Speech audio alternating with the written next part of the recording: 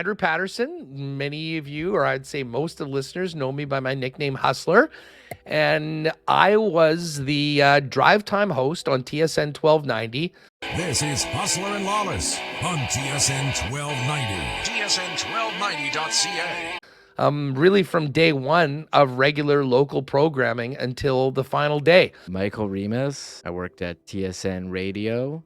First, I was the producer of the midday show. It was the Rona Roundtable. And then I did the afternoon ride with Hustler and Rick. They poured their heart and soul into this radio station and gave sports fans in Winnipeg an outlet to discuss prominent topics between the Winnipeg Jets, Winnipeg Blue Bombers, and other important sports topics in the city. 2011, first live programming was Hustler and Lawless. We came on a little earlier because all of a sudden the news of the Jets coming back, where our first actual show at TSN was jumping into the booth after a call from Chris Brook, our program director, when Stephen Brunt's story that the Thrashers were moving to Winnipeg had broken, and we went live that night and then never looked back from day one until the infamous day in February of 2021 when the lights got turned out on all of us at the only sports station, full-time sports station in Winnipeg. They both spent over a decade with this company, and on February 9th, 2021,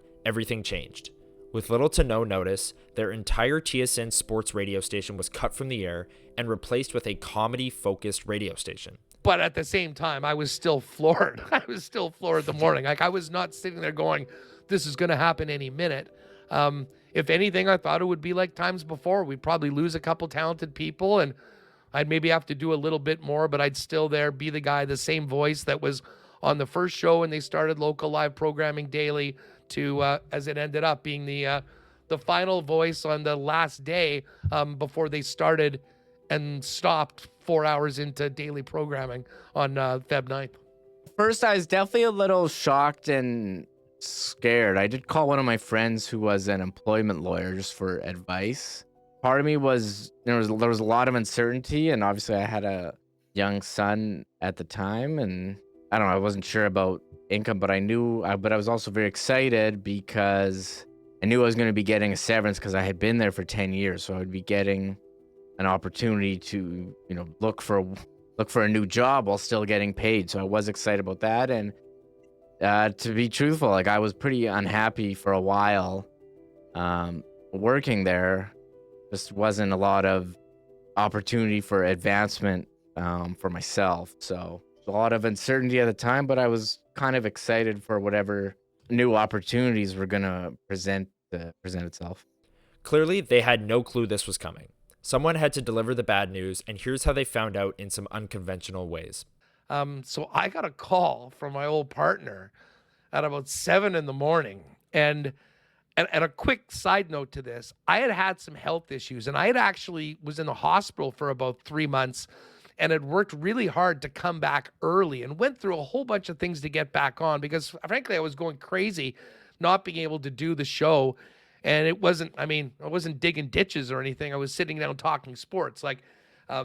So I was only back for about 6 weeks after that. And Gary called me and went, without even saying, hi, what's up? I'm like, what are you calling me so early for? He's like, can you get back on disability? I'm like, what do you, I doubt it. No, why?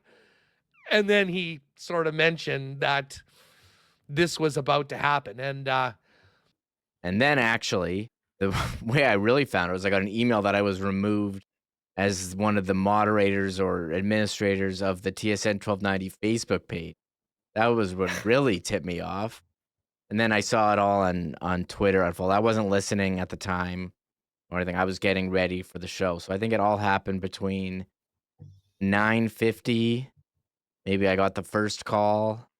And then I think it happened at 10. And then maybe I was on a conference call at 10:20 a.m. In that half an hour, a lot happened. So they were left without a job and looking for answers. Here's how they were able to land on their feet. 99% of my thoughts were, okay, how do we take advantage of what is a huge opportunity? I mean, we had an established fan base. I had a great following in Winnipeg.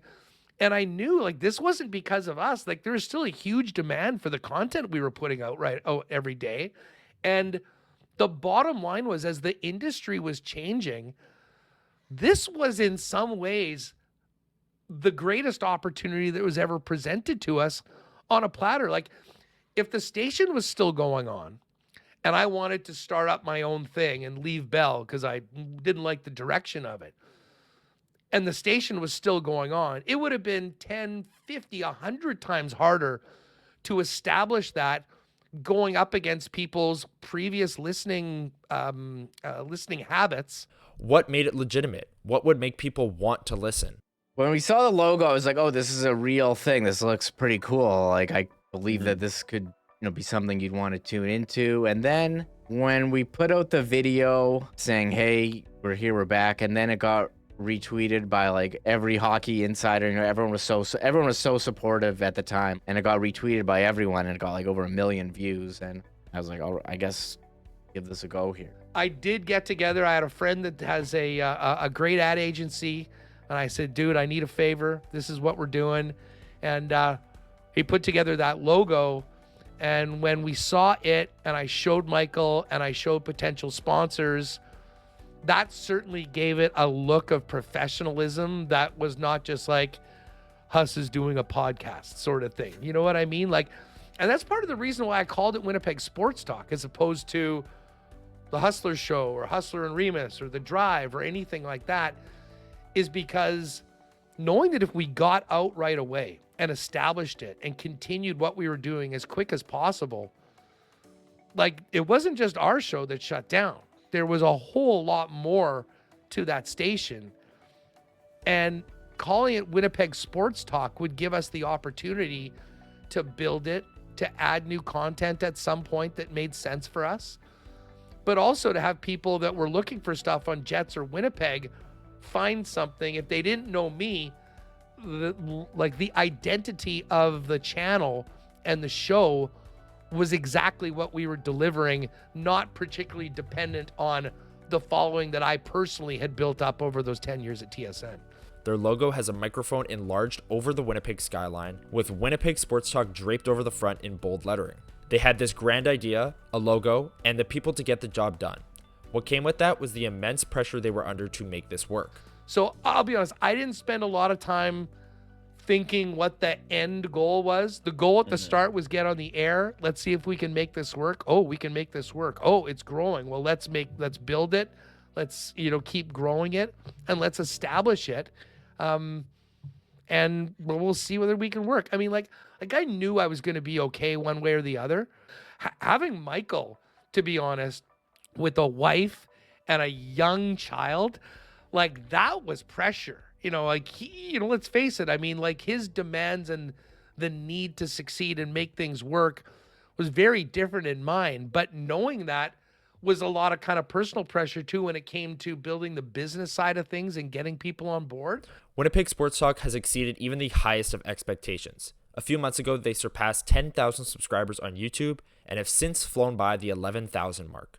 They recently surpassed 6 million total views between YouTube and podcast, and achieved their highest number of live viewers, as nearly 1,400 people tuned in live on YouTube to their 3rd anniversary show on March 8th, 2024. And the growth of it right off the bat, I think, was beyond my expectations. I didn't really know what to expect, but I don't think I expected it to go as well as it did.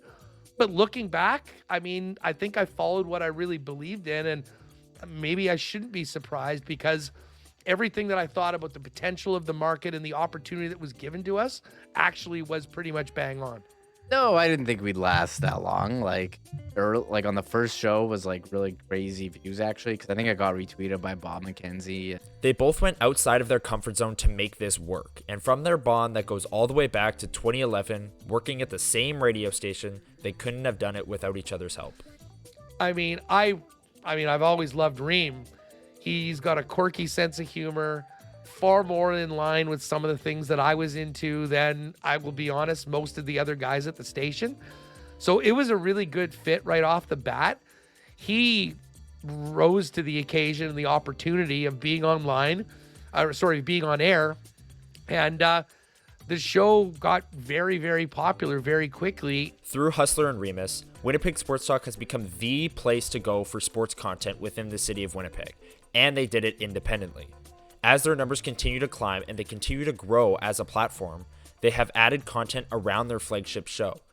Most notably, Winnipeg Jets Weekly, hosted by Connor Hrabchak, a CMU student who is also the narrator of this audio documentary.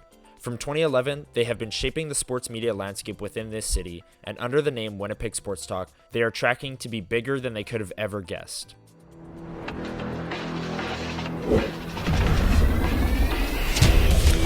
This is Winnipeg Sports Talk Daily with Andrew Hustler Paterson and Michael Remis. This was the story of TSN 1290 and Winnipeg Sports Talk, written and produced by me, Connor Hrabchak. Thank you everyone for listening.